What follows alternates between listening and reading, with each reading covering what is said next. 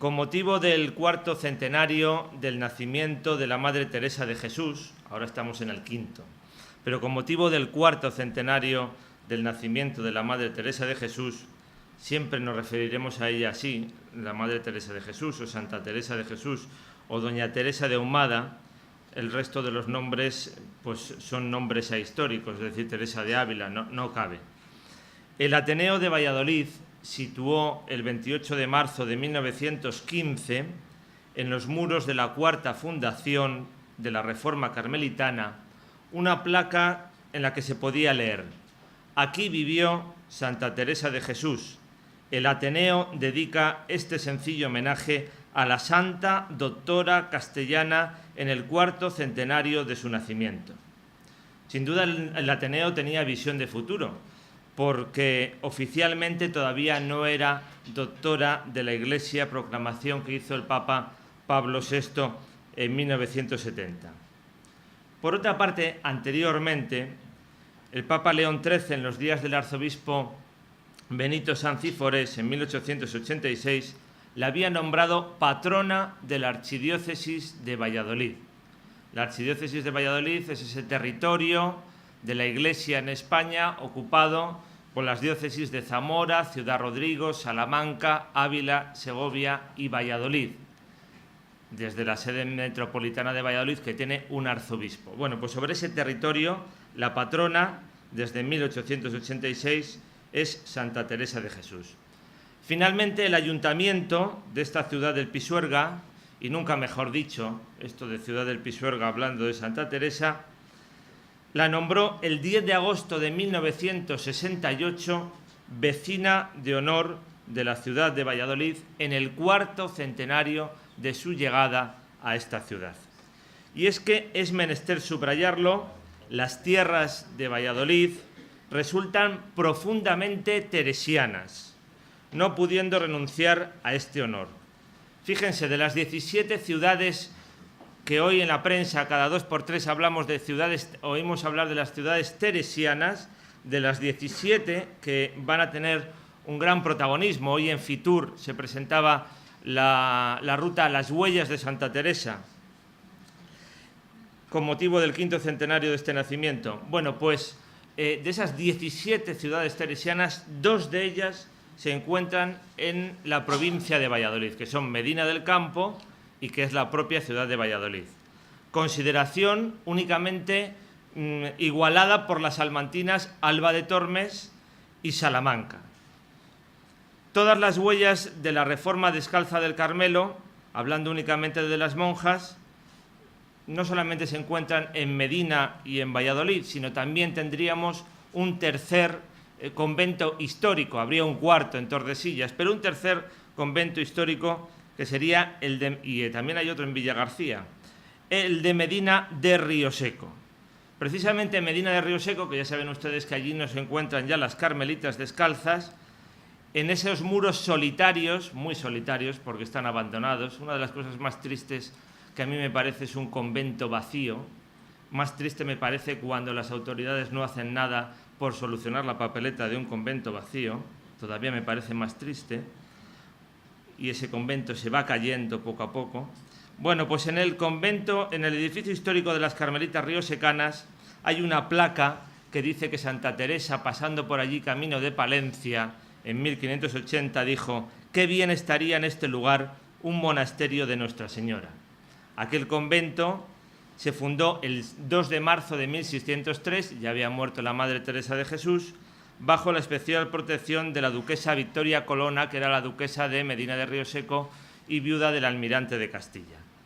Medina del Campo, segunda fundación; Valladolid, cuarta fundación; Medina de Rioseco, ya fundado después de la muerte de la Madre Teresa, y después también ha habido carmelitas en Villagarcía, todavía creo que hay 4, y en Tordesillas, que fue una fundación de Medina del Campo, y que ya se ha cerrado.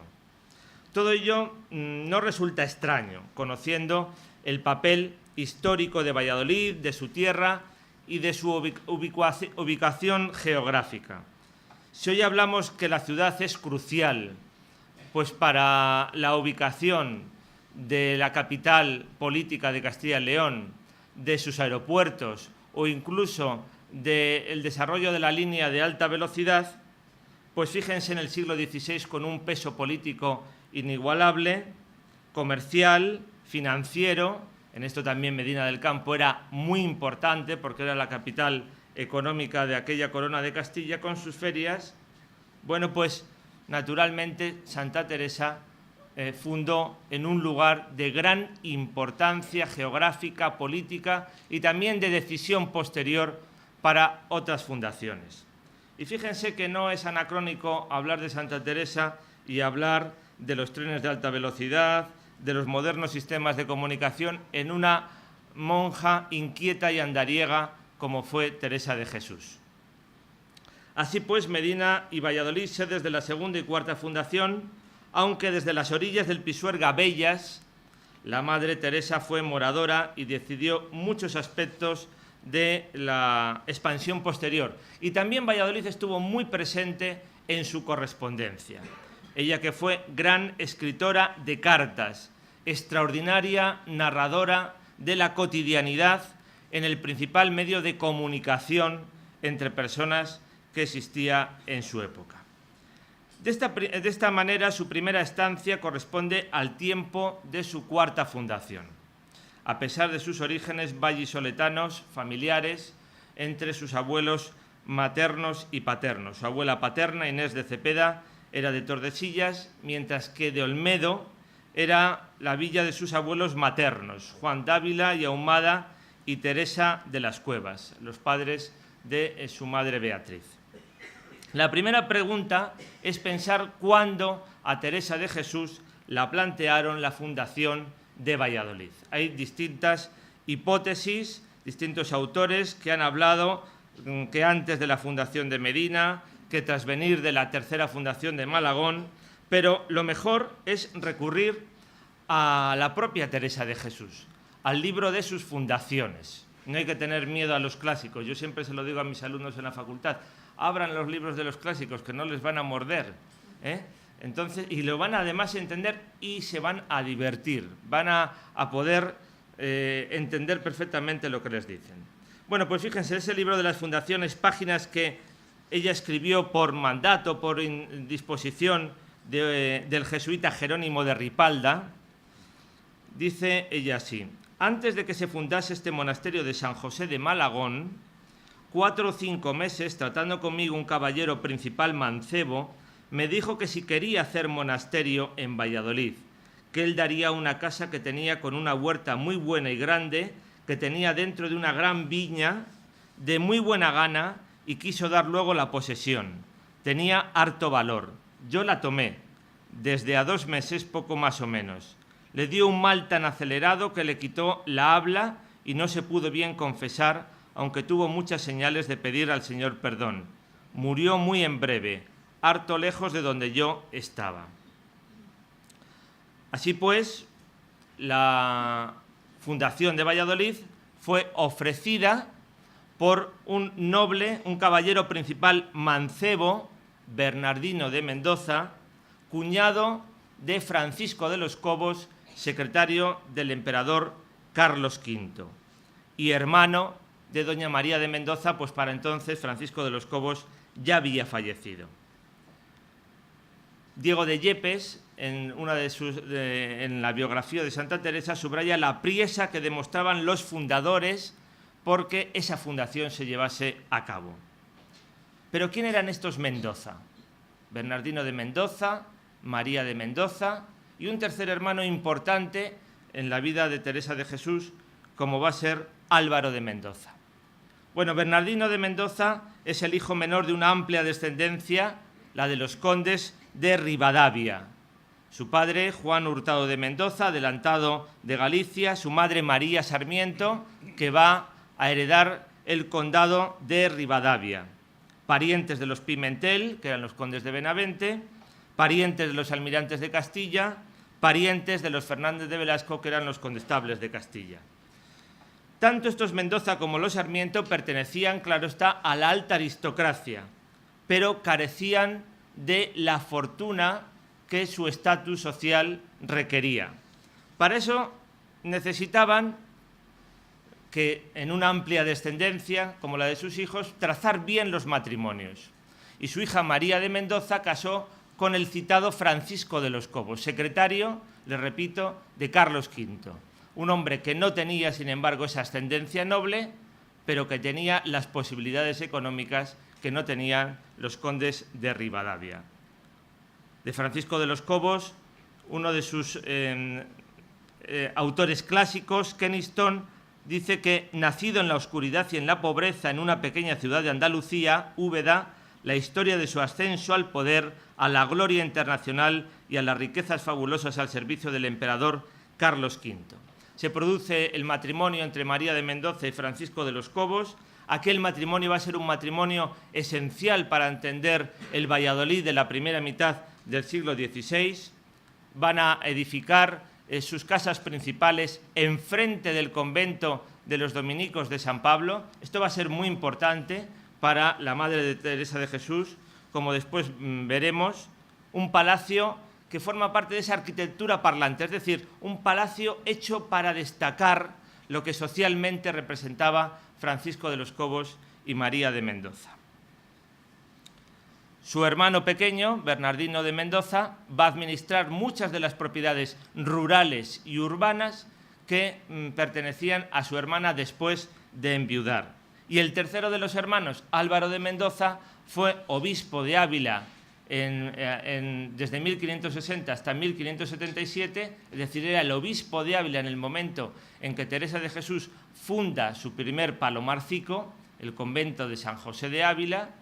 La va a apoyar claramente a Teresa de Jesús y la va a seguir apoyando a lo largo de toda su vida, también cuando a partir de 1577 sea obispo de Palencia.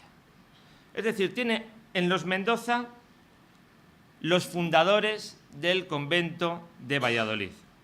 Porque aunque hemos dicho antes que ese noble mancebo soltero, que parecía que entre la sociedad de aquel momento no tenía excesiva buena fama su estilo de vida, sus virtudes, etcétera, etcétera, y que rápidamente Santa Teresa en el libro de las fundaciones se preocupa en indicar que aunque murió de repente, pues parece que se arrepintió, que perdió el habla, es decir, que no pudo confesarse, aunque esa salvación de Bernardino de Mendoza va a obsesionar a la Madre Teresa al principio, pues el relevo de la fundación la va a tomar sobre todo su hermana todopoderosa María de Mendoza. Va a ser la auténtica fundadora. Tras la propuesta de fundación, los contactos con los Mendoza continuaron. Es más, cuando la Madre Teresa viajó desde Medina hasta Malagón, en la actual provincia de Ciudad Real, donde se realiza la tercera fundación en abril de 1568, las primeras etapas las cubre en el propio coche de los Mendoza. Y los Mendoza no perderán el tiempo, y tampoco la Madre Teresa, que no lo perdía en los viajes, y van a fijar las condiciones de la donación, la escritura de donación que efectivamente se va a firmar en ese viaje. La muerte de Bernardino de Mendoza, le repito, va a precipitar un tanto todos los planes de la Madre Teresa.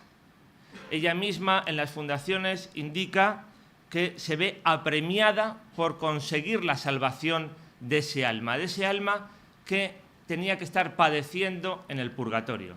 Miren, las fundaciones no eran solamente actos generosos. Estamos en una sociedad sacralizada y, por lo tanto, los nobles, los acomodados, porque también ahí va a estar un sector como es la burguesía, que no ha nacido noble y, sin embargo, tiene un acomodo económico, van a intentar, a través de las obras pías, de las fundaciones, asegurarse una comunidad religiosa que esté rezando por la salvación de su alma. Por eso se hacen las fundaciones. Y además, las fundaciones no solamente de Santa Teresa, cualquier fundación de capillas, de conventos, cualquier fundación que hoy podemos ver en nuestros grandes edificios religiosos. El lograr esa salvación del alma. Y por eso están siempre los escudos de estos grandes señores en todas esas fundaciones. Fíjense, en Malagón va a permanecer poco tiempo, va a regresar a Ávila, a San José de Ávila, va a regresar a San José de Medina del Campo, y la Madre Teresa va a enviar a otro de sus grandes colaboradores, el capellán Julián de Ávila, el sacerdote Julián de Ávila, para que se adelante para preparar la fundación de Valladolid. ¿En qué se tenía que adelantar? ¿No tenían ya la propiedad? Sí, la propiedad la tenían a las afueras de Valladolid, en una viña, en un lugar que parecía casi idílico, llamado Río de Olmos, pero ese capellán tenía que conseguir las licencias para empezar a poder celebrar la misa en el propio convento. ¿Las licencias de quién? Del abad de Valladolid, de la máxima autoridad religiosa en un momento en que todavía no ha sido creada la diócesis de Valladolid. Es una figura muy desconocida siempre, la de los abades. Bueno, pues Julián de Ávila, el capellán, se adelanta hasta Olmedo. Olmedo entonces forma parte de la diócesis de Ávila y allí se va a encontrar con Álvaro de Mendoza, el hermano de doña María y de don Bernardino. Le va a intentar apoyar en que llegue hasta Valladolid para que consiga las licencias. Julián de Ávila le comunica que tiene la oportuna licencia, todavía no la tiene, más bien tiene buenas palabras, pero es lo necesario para que la Madre Teresa empiece a caminar y realice, en compañía de Fray Juan de la Cruz y de una comunidad de mujeres formada por la primera comunidad vallisoletana, María de la Cruz, Juliana de la Magdalena, María de la Visitación, Antonia del Espíritu Santo, Isabel de la Cruz y Ana de San José, la etapa del viaje entre Medina del Campo y Valladolid entre el 9 al 10 de agosto de 1568. Cuando llegan a Valladolid, pues la primera sensación, la Madre Teresa lo disimula, ella misma lo dice en el libro de las fundaciones, que no deja de ser un libro de aventuras, de todos sus viajes y de todos sus trabajos. La primera sensación es de desilusión al contemplar aquella propiedad. ¿Por qué? Dice, como vi la casa, dióme harta congoja, porque entendí era desatino estar allí monjas, sin mucha costa, y aunque era de gran recreación, por ser la huerta tan deleitosa, no podía dejar de ser enfermo que estaba cabe el río. Es decir, estaba al lado del río. ¿Dónde estaba Río de Olmos? Río de Olmos está hoy dentro de la ciudad de Valladolid. Está situada en torno al barrio del 4 de Marzo, de la parroquia, creo que se llama de Santo Domingo de Guzmán, del puente de la avenida de Medina del Campo. Allí, cuando vas paseando por el barco, por el Pisuerga, te encontrarás una estatua y una cruz donde indican que allí estaba Río de Olmos. Sí, eso está muy bien, hoy está en Valladolid, pero entonces estaba a 2 kilómetros de la Puerta del Campo. Y el último espacio habitado de Valladolid era precisamente lo que después fue el Hospital Militar, hoy Consejería de Sanidad, el convento de los frailes carmelitas, donde se va a levantar la Puerta del Carmen. Fíjense que todavía hay distancia, pues desde ahí hasta el 4 de marzo no había nada más que ese camino hacia Puente Duero y Simancas. Es decir, había un peligro de salubridad porque estaba al lado del río Pisuerga, estaba alejado del núcleo, ellas querían fundar un monasterio de pobreza. ¿Quién se iba a acercar a darles limosna? La verdad es que había que tener ganas de dar limosna a las monjas para salvar ese espacio desde el Arco del Campo, la salida de la calle Santiago. Bueno, si queríamos ir un poco a la acera de Santi Espíritu, de la que habla bien, pero todavía no estaba Gregorio Fernández ni su taller. Sí que estaban las casas de Juan de Junio, y bueno, a partir de 1560 y tantos, 70 y tantos. Es decir, ya había que tener ganas para dar limosna a aquellas monjas que habían llegado hasta allí. Pero aún así lo va a disimular la Madre Teresa. Manda, dice ella, hice muy secretamente venir oficiales y comenzar a hacer tapias para lo que tocaba el recogimiento y lo que era menester, porque claro, una cosa es una finca de recreo de la nobleza y otra cosa bien distinta es un convento de clausura. En aquellos primeros momentos, la acompaña Fray Juan de la Cruz y el capellán Julián de Ávila. No hay clausura, tienen los obreros realizando todas esas obras provisionales, y ella dice también en un momento: de tantas ocupaciones me había olvidado de algo que el Señor me apremia, y es el alma de Bernardino de Mendoza. Bueno, ella también en las fundaciones lo va a contar, que en la primera misa que se celebra en Río de Olmos, en el momento de la comunión, viniendo el sacerdote a donde habíamos de comulgar con el Santísimo Sacramento en las manos, llegando yo a recibirle junto al sacerdote, se me representó el caballero que he dicho, con rostro resplandeciente y alegre, puestas las manos, me agradeció lo que había puesto por él para que saliese del purgatorio y fuese aquel alma al cielo. Esto es algo que no va a plasmar solamente Teresa de Jesús en el libro de las fundaciones.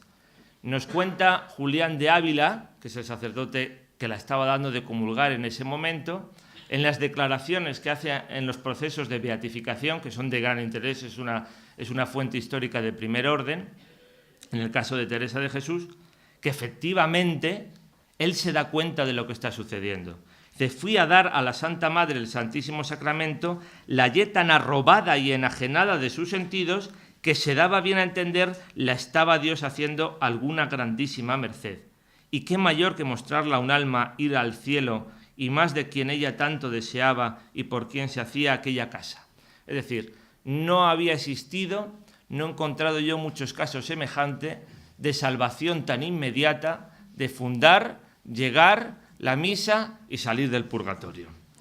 Bueno, la cosa no queda ahí, sino que hay un grabado de François Langot que se conserva en la celda de Santa Teresa del monasterio de Valladolid, en el cual la propia Teresa de Jesús está arrodillada delante de Cristo a las orillas del Pisuerga, mientras que en la parte inferior están las almas del purgatorio, todas ellas con los brazos en alto, pidiendo salir, y una de ellas vienen los ángeles y la están sacando, y es la de Bernardino de Mendoza.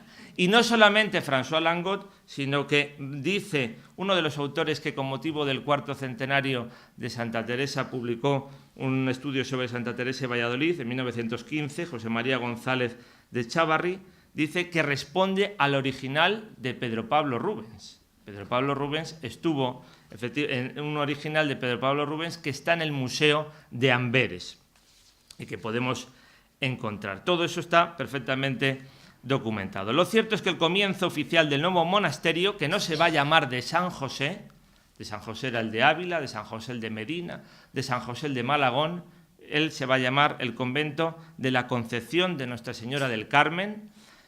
El comienzo oficial de ese monasterio será en la fiesta de la Asunción el 15 de agosto de 1568. ¿Qué significaba fundar en Valladolid en esos momentos? Porque Valladolid no era ya la corte, pero Valladolid todavía tenía una institución muy importante que va a conservar durante siglos, que va a ser el Tribunal de la Real Chancillería, y que va a conocer la propia Teresa de Jesús en primera mano. Uno de los grandes autores que ha estudiado Valladolid en el siglo XVI, Bartolomé Benassar, hablaba que en esta segunda mitad del siglo XVI es una época dorada para Valladolid, a pesar de que no tiene a Felipe II, pero llega a hablar pues, del número de vecinos. Es distinto hablar de vecinos que de habitantes.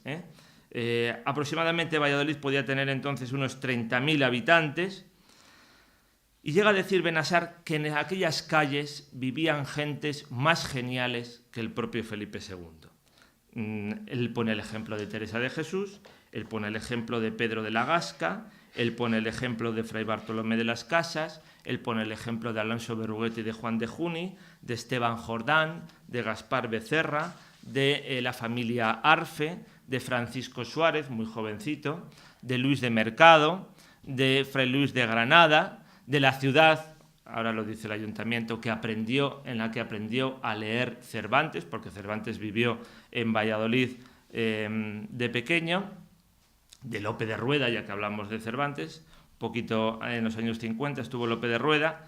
En definitiva, esa es la justificación, tener personas más geniales, dice, que el propio Felipe II.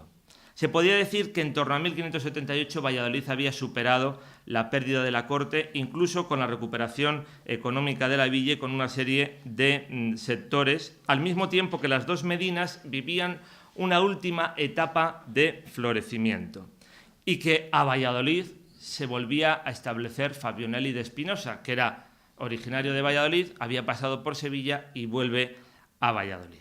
Pero volvamos a la Madre Teresa. Volvamos a la Madre Teresa porque aquellos primeros momentos en que todavía no hay clausura, como ella no tiene tiempo que perder, al mismo tiempo que tiene todo el tema de la fundación de Malagón, de Valladolid, está pensando que hay que poner en marcha la reforma de los frailes carmelitas. Y para eso en Medina había conocido a Fray Juan de Santomatía, el futuro Fray Juan de la Cruz, que había estudiado en Salamanca, que dudaba en qué horizonte recalar su futuro, que le tentaba la vida eremítica, rigurosa y de penitencias, y que Teresa de Jesús ve en él, en este jovencito de 26 años, ella tenía 53, porque en el imaginario siempre vemos a Teresa de Jesús y Juan de la Cruz casi de la misma edad. Bueno, pues fíjense, 53 años tenía ella cuando funda en Valladolid, 26 tiene él cuando la acompaña. Bueno, pues le parece que hay que bajar esos humos rigoristas de Fray Juan de la Cruz, antiguo alumno de los jesuitas en Medina del Campo, y que él es el hombre, junto con Fray Antonio de Heredia, para poner en marcha el convento de Duruelo, donde van a iniciar la reforma de los frailes carmelitas descalzos. Y hablarán mucho, y ella lo cuenta. El profesor Teófanes Ejido, que está por ahí, y que es el maestro de todo esto. A mí me da un poco de apuro hablar de todos estos temas delante de él, pero bueno, hay que ser... Todavía si tengo esta desvergüenza es que soy joven. Bueno, pues Teófanes Ejido nos dice que aquel periodo de convivencia en Valladolid fue todo un noviciado para aquel fraile. Y la Madre Teresa, que es uno de los grandes atractivos que tiene, que ella nos cuenta las cosas como son, para eso es castellana, pues nos lo dice en el libro de la Fundación, nos dice: yo me fui con Fray Juan de la Cruz a la fundación que queda escrita de Valladolid, y como estuvimos algunos días con oficiales para recoger la casa sin clausura, fíjense qué frescura de cómo contar las cosas, ¿eh? Había lugar para informar al padre Fray Juan de la Cruz de toda nuestra manera de proceder, para que llevase bien entendidas todas las cosas, así de mortificación como del estilo de hermandad y recreación que tenemos juntas, que todo es con tanta moderación. Él era tan bueno que al menos yo podía mucho más aprender de él que él de mí. Siempre estas cosas, esta estrategia que decíamos el otro día. También el fraile carmelita ejercía de confesor, de director espiritual de aquellas primeras monjas. Pero a la Madre Teresa le interesaba eliminar el rigor por el rigor en Fray Juan de la Cruz, y que estaba tan de moda, por otra parte, en aquellos momentos. Y no debieron faltar discusiones, no debieron faltar confesadas por la propia monja, por la propia Madre Teresa. Yo que me he enojado con él a ratos, dice. Yo que me he enojado con él a ratos por moderar. Dice, ellos, se refiere a Fray Antonio de Heredia y Fray Juan, como tenían estas cosas que a mí me faltaban, hicieron poco caso de mis palabras para dejar sus obras. Y de aquí partieron hacia Medina y después a Duruelo. Bien, pero tenemos allí a las monjas junto al río, y eso que era el mes de agosto. Si las pilla en el mes de enero. A las monjas iba entrando el otoño y empezaban a caer las monjas sucesivamente malas, y ellas las cuidaba. Incluso cuentan que hacía la cama a la novicia que acababa de tomar el hábito, pero estaban casi todas malas, salvo ella, que después se puso mala. Incluso el capellán, el bueno de Juan de Ávila, porque Santa Teresa es santa, pero Julián de Ávila, el capellán que les acompañaba, y que se pueden leer hoy en día pues muchas de las narraciones, de las declaraciones de los procesos, hay que ver qué trabajo tuvo junto a la Madre Teresa de Jesús. Bueno, la enfermedad empezó a invadir aquella comunidad. Y María de Mendoza se dio cuenta y dice, a estas monjas o las cambio el lugar o se me mueren todas. o se me mueren todas. Y será en la víspera de Todos los Santos, el 31 de octubre de 1568, cuando la todopoderosa María de Mendoza, una mujer riquísima, una mujer que había tenido su fama cuando vivía su marido, de que ella era la que llevaba los hilos de aquella casa, una mujer bellísima, encantadora, simpática, nos dice Keniston, bueno, que en definitiva era la estupenda mujer que tenía Francisco de los Cobos detrás. Bueno, pues María de Mendoza se les lleva a su casa, a su palacio de la Plaza de San Pablo. Pero no piensen ustedes que las monjas vivirán allí en sus habitaciones y que participarán de una vida palaciega, sino que vivían todas juntas en un espacio decente, como va a decir la propia Teresa de Jesús más adelante, que además tenían acceso a una iglesia que poseía la Cofradía del Rosario. La Cofradía del Rosario. Esto de la Cofradía del Rosario va a llamar a equívoco a algunos autores, y van a pensar que el palacio de doña María de Mendoza no era el de San Pablo, sino que era un palacio más cercano a la iglesia del Rosarillo. Ahí se equivocaban. La Cofradía del Rosario en el siglo XVI está en un sitio en Valladolid y en el siglo XVII estará en otro. La iglesia del Rosarillo actual es la ubicación de la Cofradía del Rosario en el siglo XVII. Es decir, olvídense de esa ubicación. Bueno, pues estarán en aquel espacio. La Madre Teresa va a ponerse muy mala. Parece ser que la cuida muy bien María de Mendoza.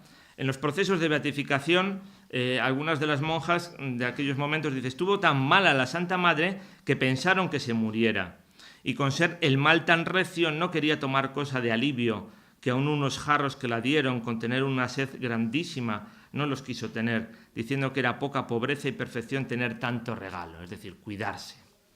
Bueno, pues ella misma confiesa que María de Mendoza la mimó en aquellos momentos. Un año después, a su hermano Lorenzo de Cepeda le dice: me mataban los regalos de la señora, que es mucho lo que me quiere.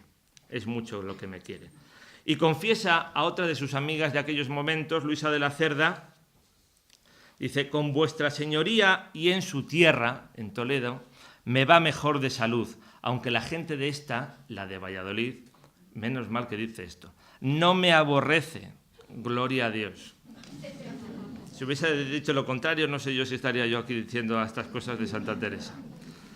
Bueno, la cosa es que a pesar de todo, la alegría invadió su ánimo en el momento de la Navidad. A Santa Teresa le encantaba la Navidad. A los carmelitas les encantaba y les encanta la Navidad. Y lo celebraban y lo cantaban y lo musicaban perfectamente. Aquella Navidad de 1568 a 1569 será la primera de las 3 Navidades que pase Santa Teresa de Jesús en Valladolid, con cantos de villancicos, con castañuelas, con zambombas, con almireces, algunas veces transformando la música de moda de aquel momento con sus letrillas, es decir, cogían la música, la transformación a lo divino que se llama, cogían la música y ponían ellas la letra. Y cantaban enormemente. Las fundaciones no mencionan nada de ese tiempo, de esas Navidades, pero sí el cronista Francisco de Santa María, y sobre todo de una plática que hace Teresa a sus monjas en la víspera de la Navidad. Dice: ponderando las lágrimas del niño, la pobreza de la madre, la dureza del pesebre, el rigor del tiempo y las descomodidades del portal, con espíritu y fervor tan grande que salieron todas, no solo consoladas y alegres, sino deseando y llamando a voces los trabajos. Y al mismo tiempo no perdía el tiempo, como les digo yo. No piensen ustedes que doña María, que también a las nobles les gustaba mucho jugar a esto de ser santas. Lo que pasa es que doña María de Mendoza lo hacía con sinceridad, la princesa de Éboli no lo hacía con sinceridad. Pues es interesante comparar las distintas señoras de la nobleza. Algunas, tengo que decir, que con mucho título, pero sin un duro. En el caso de doña María de Mendoza, mucho más. Bueno, pues ya estaban hablando de dónde instalar a aquellas monjas. No se iba a quedar con ellas en el palacio de San Pablo. Y será en el momento en que se compran unas casas vinculadas con el contador de doña María, ya fallecido, Juan de Argüello, que era, en realidad la propiedad ya era de su hijo, Alonso de Argüello, y era un poco complejo esta compra, todo esto está en el archivo de las monjas, era un poco compleja esa compra porque esa propiedad estaba dentro del mayorazgo. Esto no nos entra en nuestro esquema actual de las propiedades, esas propiedades que pasaban del titular del mayorazgo al heredero del mayorazgo y que necesitaban de la facultad real para salirse del mayorazgo. Eran bienes amortizados. Luego vendrá una cosa que se llaman las desamortizaciones. Bueno, pues se necesitaba la facultad real. Y aquellas casas iban a costar 2.600 ducados. Todos ellos pagados por María de Mendoza en dos plazos, iba a decir en dos cómodos plazos, pero se llevaron 15 días, entre uno y otro de 2.000 y de 600 ducados. Nos las describen las escrituras: casas con todo el corral y corralico, suelo y cobertizo que están en el dicho corral y con el jardín de la dicha casa, así como todo ello está edificado y atajado y tapiado y se manda por dentro de la dicha casa, que todo ello es situado extramuros, otra vez extramuros, pero un extramuros muy cercano, extramuros de esta dicha villa, fuera de la calle real de ella, es decir, en el lugar donde se encuentra actualmente el convento de la Concepción del Carmen, el convento de Santa Teresa.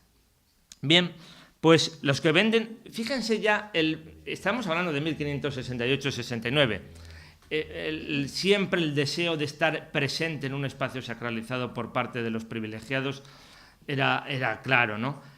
Los que venden la casa, dicen, bueno, pero nosotros cuando se edifique la iglesia queremos tener un estrado donde situarnos en el tiempo de los cultos. Hombre, claro está, por detrás de doña María de Mendoza, claro, ella había puesto los 2.600 ducados. La cosa es que las dificultades vienen dadas por esa facultad real y debieron ser dificultades que trajeron algunos problemas en aquel mes de febrero de 1569. Aunque el traslado se efectúa, dentro de poco va a ser el tiempo, el día de San Blas, 3 de febrero de 1569. Nos pasamos, dice en las fundaciones, nos pasamos a ella con gran procesión y devoción del pueblo, manifestando la reformadora que, sobre todo, aquella casa, la casa de Valladolid, iba a permitir vivir almas que a su tiempo se pondrán su santidad. Esto es lo poco que dice ella en fundaciones, pero el cronista Francisco de Santa María pues nos recuerda quién estuvo en ese traslado. Dice, los conventos de los padres carmelitas de la Observancia del glorioso Santo Domingo, cofradías y todos los señores de Valladolid, a lo cual se halló presente nuestra madre Santa Teresa. También estuvo el obispo de Ávila, Álvaro de Mendoza. Dice, el aparato y adorno de las calles, tampoco iban a ser muchas, porque fíjense, desde San Pablo hasta donde estaba ubicada, las luces, los perfumes de la procesión, pensemos que las ciudades eran oscuras, malolientes, aunque un poco menos en San Pablo, que era la gran plaza, el gran espacio real. Fue cosa muy superior. Y sobre todo, dice el propio Francisco, el propio cronista, y todo lo colmaba la presencia de nuestra Santa Madre, a quien a todos miraban como amoradora y grande en el cielo. Es decir, ya, esto está escrito a posteriori, pero el destacar la percepción que sus paisanos, que sus contemporáneos ya tenían de la propia Teresa de Jesús. Bueno, como siempre, Santa Teresa tenía que hacer luego ya muchas cosas. Ya había estado mucho tiempo en Valladolid. Lo había contado, sí, 196 días duró aquella primera morada de Santa Teresa en Valladolid. Les estuvo contando el otro día. Pero antes de salir tenía que reforzar a la comunidad, traer a algunas monjas de Medina del Campo, por ejemplo, traer a una monja que es pariente suya, sobrina, y que va a ser una mujer esencial en la primera etapa del convento, que va a ser María Bautista, su sobrina María Bautista. También hay otros intentos reciben solicitudes de nuevas muchachas. Hay alguna que dice que una postulante que quiere entrar, pero que no puede hacer frente a la dote. Ahí hay algo que Santa Teresa no se cree. no se cree de lo que le están diciendo y obra pues como ella cree que tiene que obrar. Y eso que no era partidaria de perder ninguna vocación por cuestiones económicas. La cosa que es, a partir de entonces, María de Mendoza siempre va a estar presente en la vida del convento de Valladolid, siempre generosamente. Piensen que estamos hablando, dice Cabrera de Córdoba en la biografía de Felipe II, de una mujer. Si era la mujer esa avariciosa que movía los hilos con Francisco de los Cobos, en su época de viudedad, que duró 40 años, dicen que dio 500.000 ducados de limosnas en todo aquel tiempo, y que se notó cuando murió doña María de Mendoza en 1587, después que la propia Teresa de Jesús. Es muy interesante, a mí me ha cautivado un poco el conocimiento, porque sí, siempre habíamos hablado en la facultad de Francisco de los Cobos, el todopoderoso secretario, pero verdaderamente es muy interesante entrar en esta familia, por una parte de nobles y por otra parte de esos funcionarios que iban ascendiendo socialmente gracias al nuevo sistema de administración de la monarquía de España, de la monarquía de Carlos V y de Felipe II. Y Río de Olmos, dirán ustedes, ¿y Río de Olmos qué se quedó ahí? Pues Río de Olmos después fue propiedad del Colegio de San Ignacio de la Compañía de Jesús. En 1767, cuando los jesuitas fueron expulsados de España, esa propiedad la compró el duque de Alba y la permutó con el Colegio de los Ingleses, convirtiéndose en la Ribera de los Ingleses. Bien, pues esa es la primera morada, esa es la fundación de Santa Teresa. Santa Teresa en Valladolid después va a pasar 5 veces en 5 ocasiones más, que es lo que nos va a llevar estos últimos minutos de la conferencia. La segunda de las presencias va a durar muy poco, apenas un mes, entre diciembre de 1574 y enero de 1575.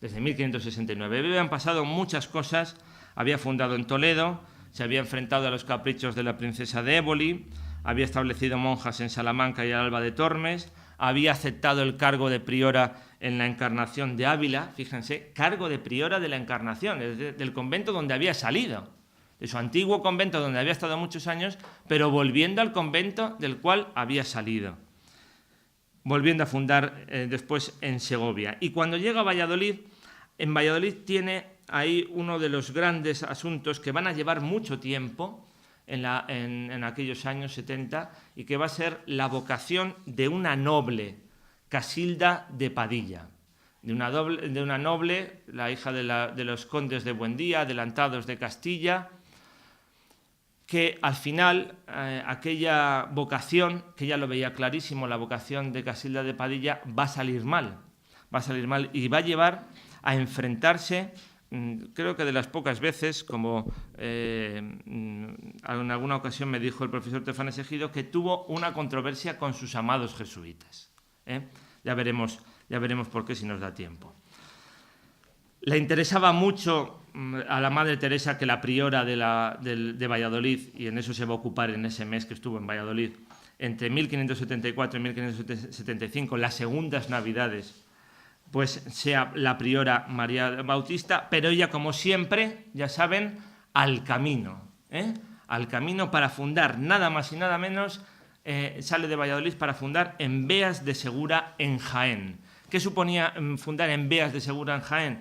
Pues nada más y nada menos que atravesar Guadarrama, Despeñaperros y en pleno invierno, en enero de 1575. Cuando está en Beas, tuvo noticia a través de un mensajero que llegaba de Valladolid con cartas del obispo de Palencia, Álvaro de Mendoza, de nuevo los Mendoza, que los inquisidores del tribunal de la Villa del Pisuerga, que era el tribunal inquisitorial que tenía mayor territorio, se habían apoderado del manuscrito del libro de su vida que atesoraba el obispo de Palencia. Eran, sin duda, tiempos recios. La segunda visita, como les digo, 1574-1575. La tercera, pocos días también, en el mes de julio de 1579. En aquel momento, Teresa de Jesús había escrito, el convento de Valladolid tenía posibles y los tenía porque tenía a María de Mendoza detrás protegiéndoles.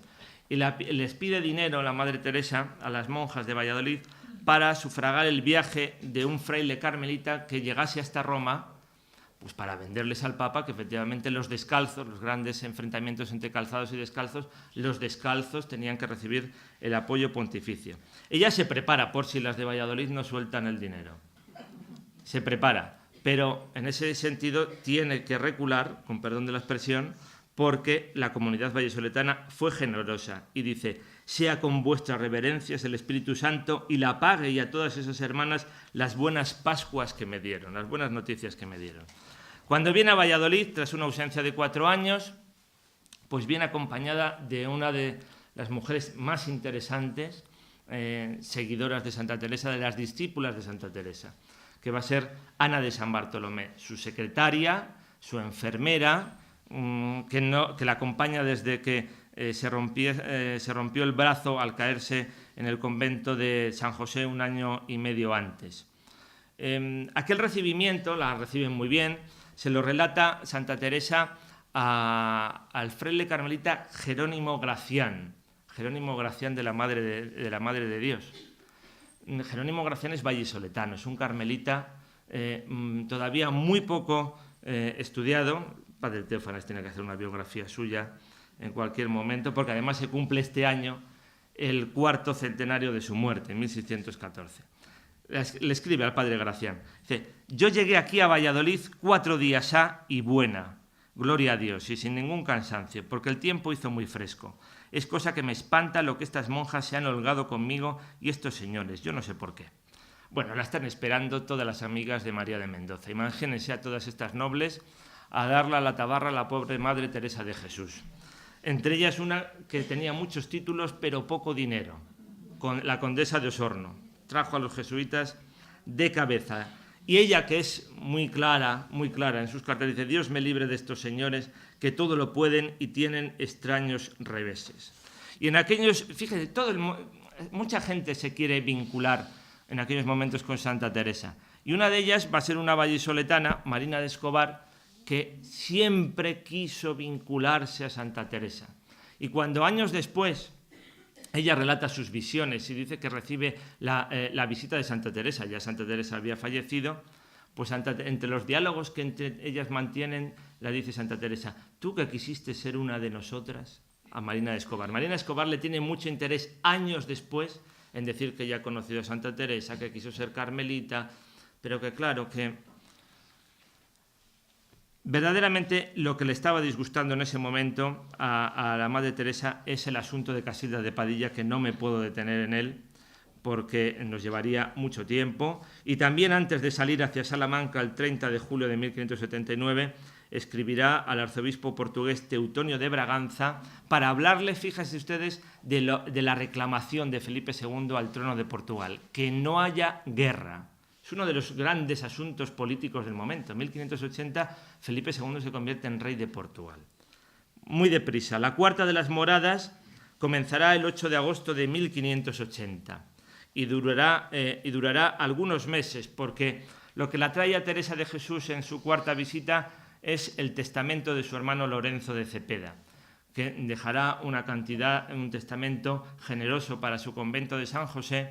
Pero por otra parte están los sobrinos, la vida de los sobrinos, el matrimonio de uno de sus sobrinos, que ella piensa que se casa bien, de una familia bien, pero después los sobrinos le traen grandes disgustos.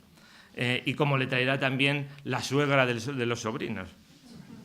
Pero no nos podemos detener en todo esto. Se vuelve a poner mala. De aquellos momentos quizás es lo que recuerda cuando ustedes visiten, porque ese será yo creo que una de las sorpresas de este centenario. Cuando podamos visitar la clausura del convento de Santa Teresa de Valladolid, verán una ventana que da al claustro del convento, que pone así, dice: asiéndose a esta reja nuestra Santa Madre en una ocasión que no se tañó la campana, con puntualidad dijo con severidad: si viviendo yo se hace esto, ¿qué será después de muerta? La cosa es que desde Valladolid Santa Teresa parece que está un poco arrugada, que la da cosa fundar en Palencia, la pican Jerónimo de Ripalda y María Bautista, pero usted ya está mayor, no sé si utilizan verdaderamente, si usted ya no puede hacer esto, y recupera un poco la fuerza y sale desde Valladolid, después de pasar la tercera de las Navidades, el Día de los Inocentes, el 28 de diciembre de 1580, a realizar la fundación de Palencia, la fundación para encontrar la gente de buena masa que siempre recordó a los palentinos. La quinta ocasión, ya estamos en el último año de su muerte, en el último año de su vida, y en el último año de su vida está en 2 ocasiones Santa Teresa en Valladolid. Una en enero, durante 5 días, entre el 10 y el 15 de enero, el camino iba de camino aquí a la última de sus fundaciones, a la fundación de Burgos. Ella estaba ya verdaderamente enferma en aquellos momentos. Recibe propuestas de otras empresas, algunas la entusiasman, y hay una anécdota muy estupenda en este momento. El padre Gracián les acompaña hacia Burgos y están muy escasos de ornamentos para la nueva fundación de Burgos. Y parece ser que en Valladolid las monjas, y especialmente su sobrina María Bautista, era un tanto agarrada a la hora de entregarles esos ornamentos. Y las monjas, ni cortas ni perezosas, sin saberlo Santa Teresa, cogen los ornamentos que necesitan y se marchan a Burgos sin informar a la priora de lo que han cogido. Dice, y cuando en Palencia lo descubrimos a la Santa Madre, fue tanta la risa y la gracia con que hacía contar a las monjas los sobresaltos que habían pasado, que era harta recreación, como que una y otra vez se lo pedía que se lo contase aquella travesura. La última visita, herida ya de muerte, se prolonga casi un mes, entre el 20 de agosto y el 15 de septiembre de 1582. Aquí está todo el problema de sus sobrinos, de la herencia de su hermano, de la suegra de su sobrino, que le está esperando, Beatriz de Mendoza, no tiene nada que ver con sus fundadores y patrocinadores, que le está esperando en Valladolid, que la amenaza con ponerla a pleito, que uno de los abogados, nos cuenta Ana de San Bartolomé, dice, uno de los abogados fue tan descortés que vino al monasterio y la trató mal de palabras, como que no parecía ella buena y que muchos seglares daban mejor ejemplo de virtud que ella. Entonces decían aquello de que el peor de los frailes y de las monjas era mejor que el mejor de los seglares. Era una sociedad totalmente clericalizada. Por eso se explica esta frase. Y lo que más la duele a Santa Teresa, su propia sobrina, María de Bautista, se pone del lado de la suegra de su primo. Dice, estaba bien ganada de esta gente. Hay que completar lo que dicen las obras de Santa Teresa, sobre todo lo que ya dirán en 1582 Ana de San Bartolomé, que todo esto está publicado. Y la última escena es dramática, porque el propio 15 de septiembre, cuando van a salir, dice, su sobrina María Bautista les dice, váyanse ya y no vengan más acá. Esa es la salida que recibe.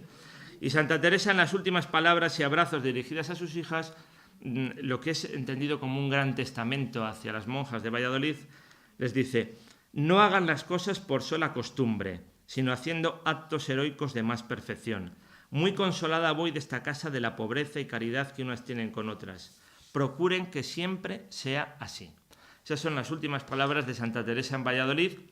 Dirige sus pasos a Medina del Campo, quiere seguir hasta Ávila, ella está ya muy enferma del cáncer que le invade, pero en Medina recibe otra de las grandes señoras que le dice que tiene que ir a Alba de Tormes, la duquesa de Alba, porque su nuera está a punto de parir, el gran trance de parir, y quieren que Teresa de Jesús esté en el tiempo del parto.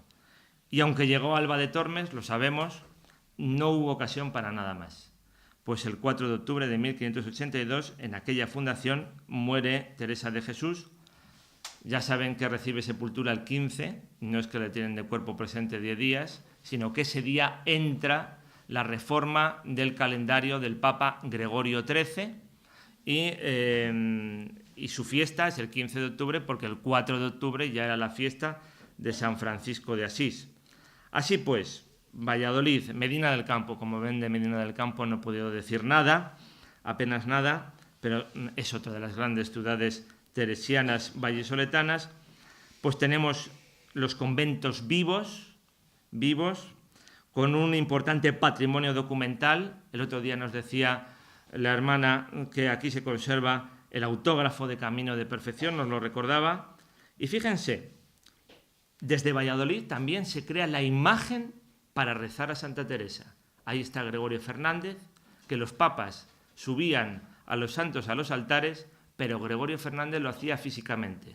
En aquella canonización de 1622 que los italianos, con un poquito de así, aquella canonización dicen, fue canonizado un santo y 4 españoles.